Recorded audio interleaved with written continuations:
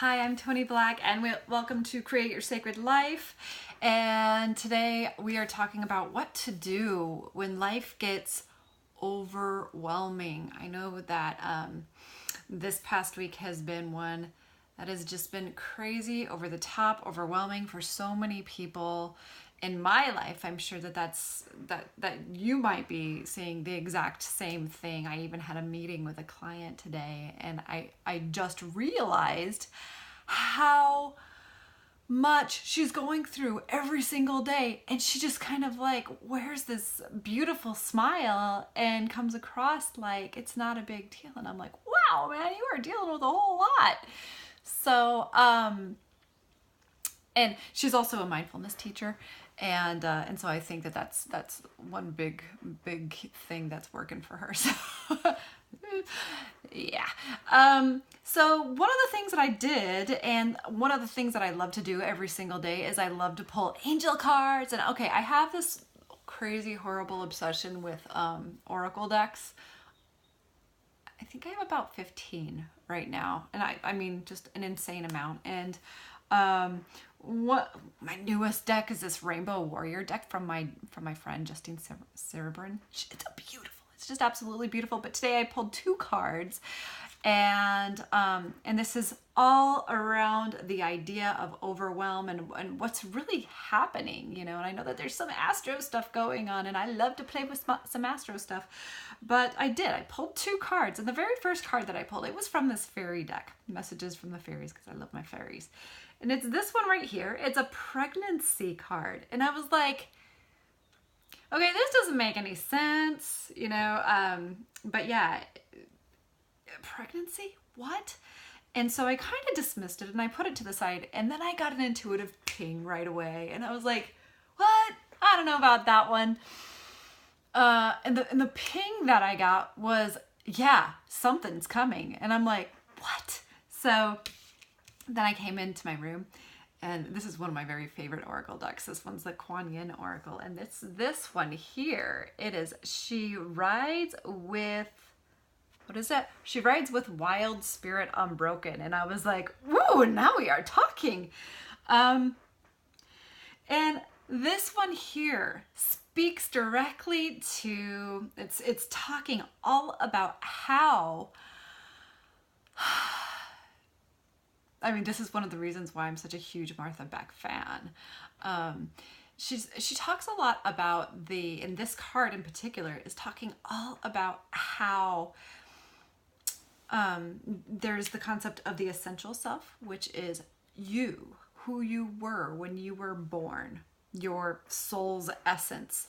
That is your essential self. And then you have your social self. And your social self is the part of you, it's your ego is very much wrapped up in your social self, whereas your essential self doesn't necessarily have that ego wrapped up in it. And your social self is something and I've talked about this before, how your social self is something that develops from the time that you are young. You start going to school, you're expected to follow suit. Your intuitive hits, your connection with your wholeness, yourself, is completely pushed aside so that you can begin to play the roles that you're expected to play. And what is going on with these two cards? I couldn't believe this. I was so excited. I thought, oh, what's happening here is that, and this is saying she rides with Wild Spirit Unbroken, meaning that, I don't know, and it has to do with this time of year and everything. So before you ride a horse, you have to break a horse, meaning that there's going to be a whole lot of crap that's going to be just flung at that horse, to the point where that horse gets broken and is no longer, it no longer has any, it's not in touch with its true horse spirit. Okay, so it's broken at that point. And basically that's what happens with humans as well. humans become broken, quite frankly, with the sociological systems that are out there, and culture, and all of that fun stuff, religion, blah blah blah. Like it's an onion, there's just lots and lots of it's lots and lots of layers of socialization.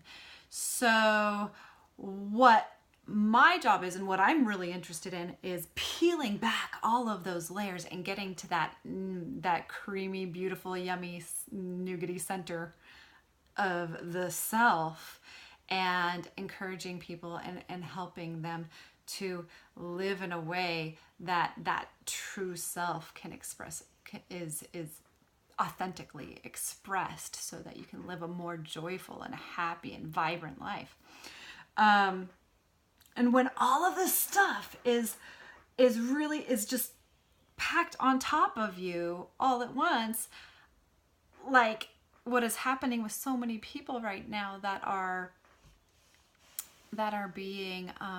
sensing that overwhelm, what I'm noticing is that a lot of people are starting to really assess what's happening.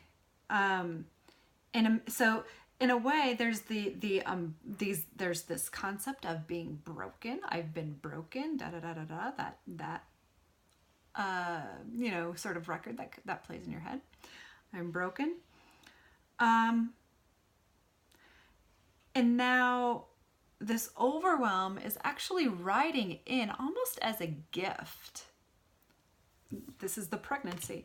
It's riding in almost as a gift for you to look at all of the things that are at play in your life, so that you can figure and so that you can really examine each and every piece and decide, does this really serve me? Does this really serve my true essential self, my higher self, my who I am, what I am meant to do with my life? So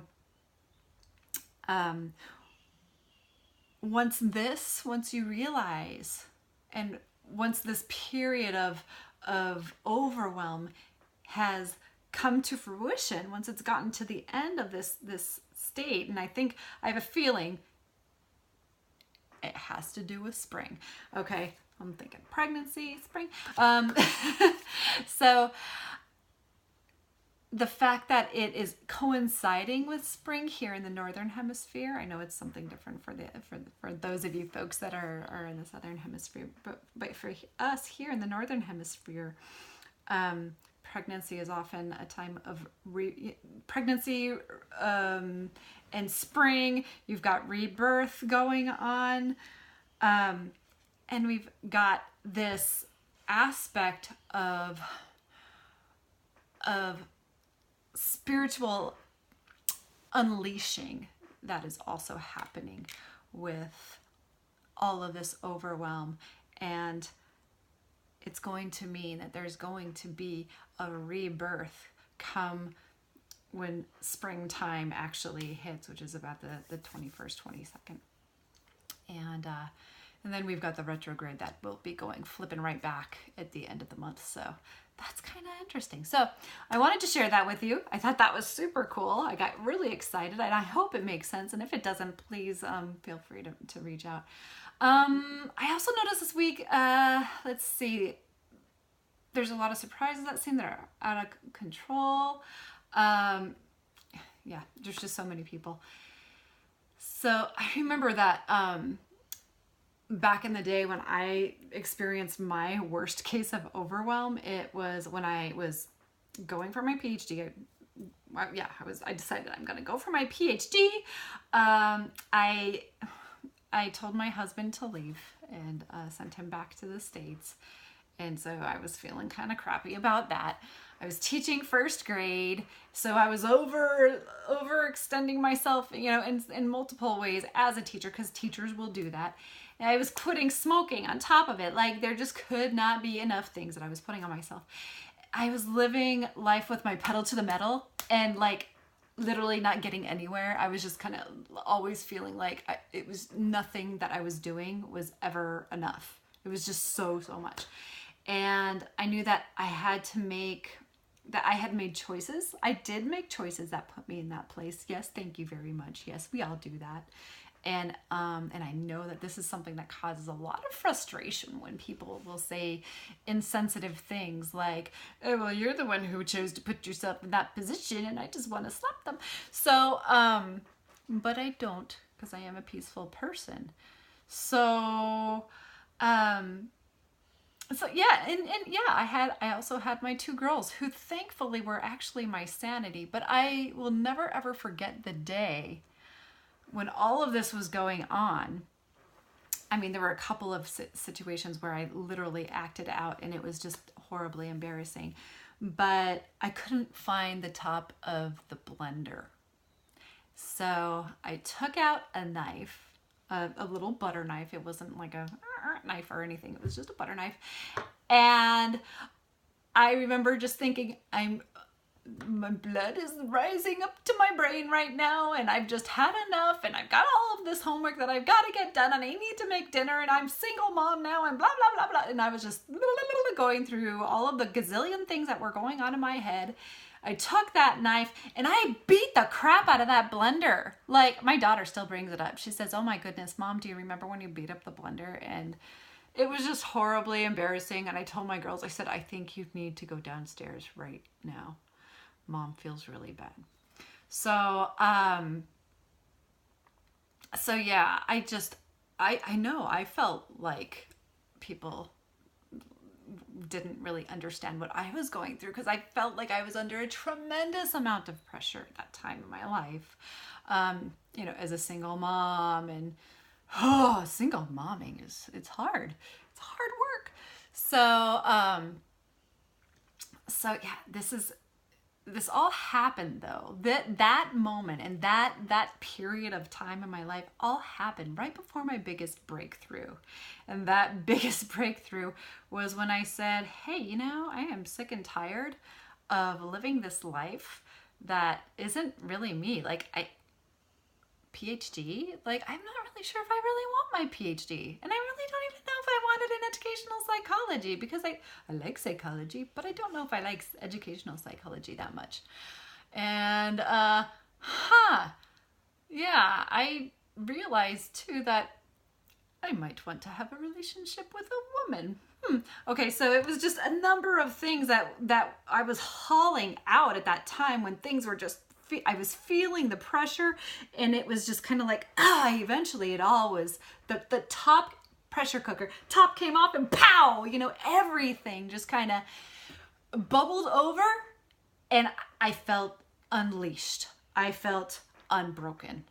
I felt like I had given birth to myself.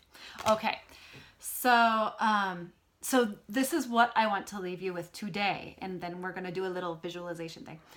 You are doing an amazing job. An amazing job. Being human, it means that you're doing a whole lot. And we're often looking for outside validation to know that we're doing a whole, we just want somebody acknowledgement. We just want somebody to be like, "Hey, good on you. You're doing a great job." And I know especially with single moms or teachers or caregivers, that thanks and that recognition is just simply not there. But I'm here to tell you, thank you so much for what you do. Because if you didn't do what you're doing now, where would this place be? So thank you so much. Mwah. But yeah, let's see. I also remember feeling incredibly alone. Thank goodness I had my mother. Remember to reach out to those people that you feel can help support you. Look, that guy. Anyway, yeah, he's just really hamming it up for everybody today. So yeah, feel free to reach out to those people that they're there to support you. Those people that love you. Get intimate in those relationships. Not like lovey relationships. Sometimes I have to really spell that out, because I work with students, kids, and they think love, it all means Dirty stuff? No, it doesn't mean dirty stuff. Sometimes intimacy can even mean my relationship with my dog. Hi, Andy. Anyway, so yeah, feel free to reach out. Feel free to reach out to me. I am here as well. Know that you are not alone. Another thing that I really want to make sure that I bring across to you is to come at everything from a place of love instead of fear. This concept completely changed the way that I thought about everything. Everything. The fear and love are root emotions. Love is the root for happiness and joy and excitement and elation and euphoria and all of that wonderful stuff. Whereas fear is the root emotion for anger and sadness and anxiety and depression. So when we come at a situation with love, that means that we're going to feed ease and flow into it. We will choose an activity because we love it. We have passion invested in it. And so we are there where the love that we feel for that, for whatever it is that we're doing at that moment, it radiates and we find pleasure in it and it doesn't feel bad. Now, once fear starts to creep in, this is fear, this is love. Okay, so once fear starts to creep in, then we've got some other things going on. That's when you're going to feel that constriction in the throat and pressure on your chest. And, that's the way that I experience it anyway. You may be different, and everybody is different. You may even feel aches and pains in your body. And that's approaching activities out of fear. So although I love my first graders, when fear would creep in, I thought, oh my goodness, I am never going to get everything done. And I would begin to resent what I was doing in the classroom. And so after I decided I am going to start pushing fear aside and I am going to allow love to come out, I was amazed at what happened. I actually remember having a parent come in who was angry with the way that I was doing things, because that's typical for teachers. She was angry with the way that I was doing things, handling things, and she was just ranting. And I remember standing there after I got to this point where I thought, I am not going to allow myself to be overrun by fear. I'm going to come at this with love, and I am going to approach this situation with love. And she came to me and she just ranted and she was very angry and she was doing the finger pointing. And I said, thank you. And it wasn't in a condescending sort of way, but it was truly, I was thankful that she shared her heart with me. And it was a beautiful experience. And I was thankful. I was truly thankful that this amazing woman felt strong enough to come to me and voice her concerns. And of course, I was able to do whatever it was that I needed to do to smooth things over. But I didn't walk away feeling attacked. I walked away feeling in peace. So that was the difference of bringing love into it as opposed to bringing fear into it. And, in our society right now, we need a whole big old dose of love, because there's a lot of people that are operating their lives out of fear. Washington. Anyway, so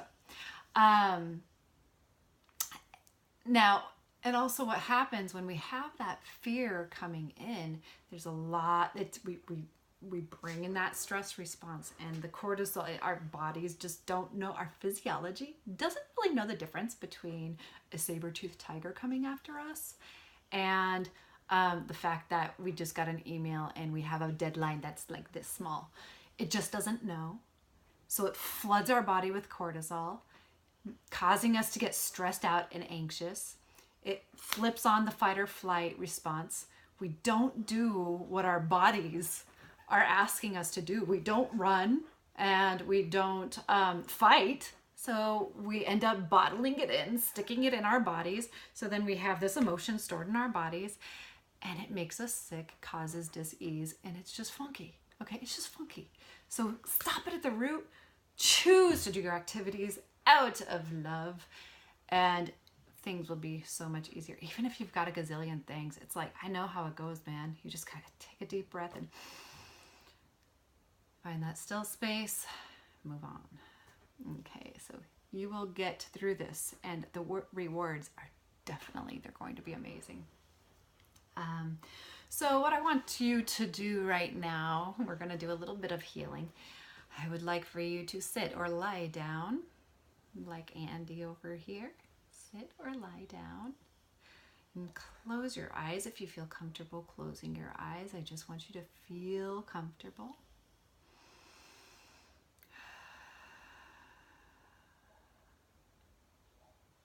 Take a deep breath in. Allow that breath to fill in every cell of your body, and then breathe out.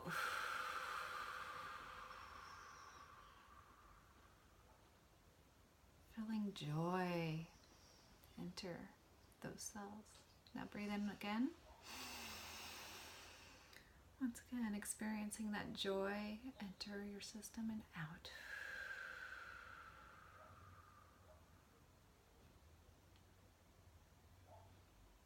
I want you to come into your heart space.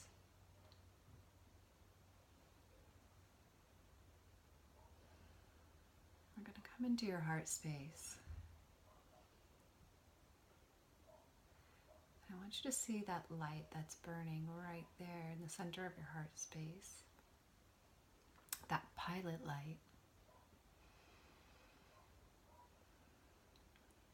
Allow that light to radiate out through each and every cell of your body, even out past the boundaries of your skin, out. I also want you to picture that light growing down and into that ground. Now you've got a light, a vine of light, continuing to grow down deep into the ground.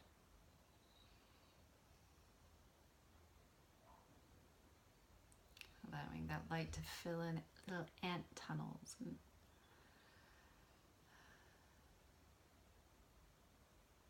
allowing it to anchor you to rocks. Finally getting to the center of the earth. And you're going to slowly, but not too slow, move your way back up and into your feet, into your legs, your hips, your pelvis, your sacral chakra, the power center, your heart. Allow it to come on up and into your forehead and up into your crown.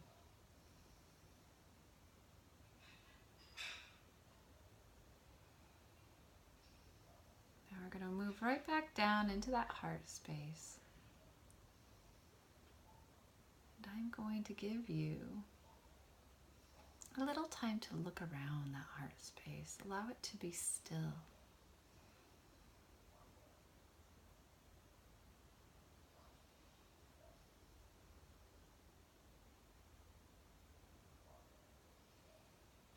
Allow yourself to look around.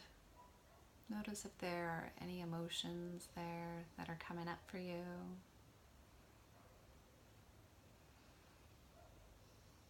And then allow them to fall away.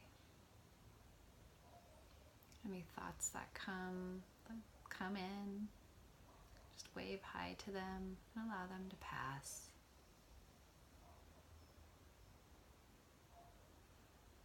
finding stillness.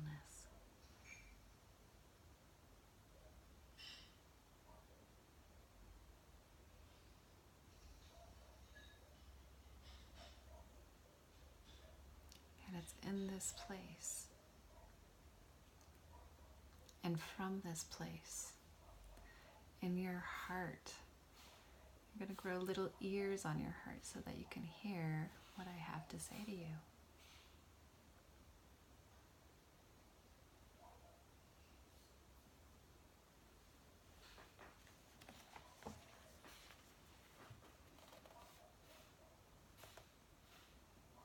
I call upon the Creator,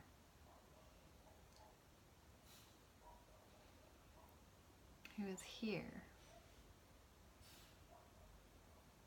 to unbreak me.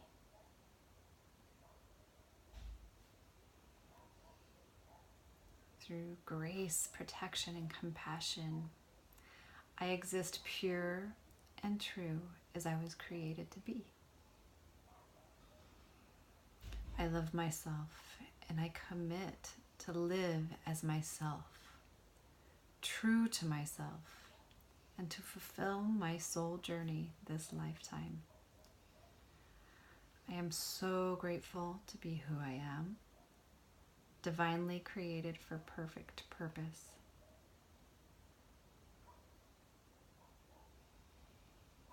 All unforgiveness melts away, and I am free from shame and doubt to live as me. Breathe into your heart. I surrender all conditioning that would inhibit my personal and spiritual growth now, one layer at a time, with your help, dear Creator. I give myself unconditional permission to be me, and I enjoy being me. I choose to set myself free. So be it.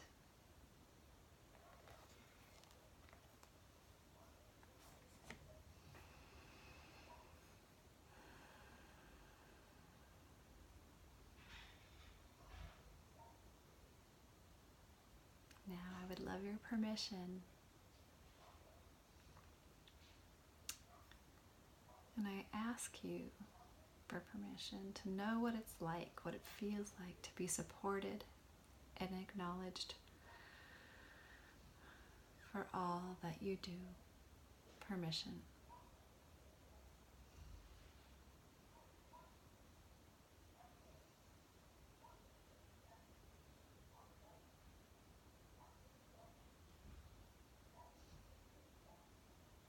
I would love your permission now. And say yes out loud. I know what it feels like to be restful and calm. Permission.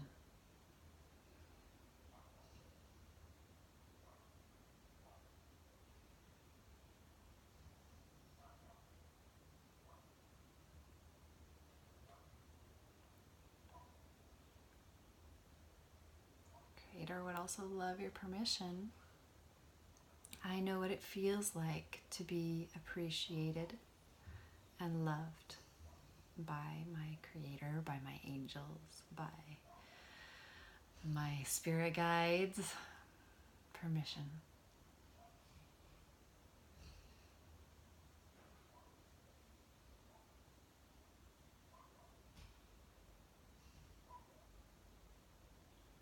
Now you're going to come back into yourself, sensing that grounding into the ground. Back into your heart space. Go ahead and blink your eyes open. And thank you. I know that we ran a little bit long today. And you know, it's funny. Yes, I know that this is all about overwhelm, but yet I spent 30 minutes yapping on and on. Anyway, thank you for coming on in here and joining me today. I would love to know if you would like me to cover anything else on these Facebook Lives every week. I'm going to come on here every week. You might as well tell me what you like. I'm hungry to help you create the lifestyle, a lifestyle that is sacred and magical and stress-free and full of health and vivacious vibrance and amazingness and abundance. And so please message me or comment below if you have a topic that you would like for me to cover. And you can find me on createyoursacredlife.com, or you can message me or comments below. All right. Enjoy your weekend. All right, lovelies. Bye-bye.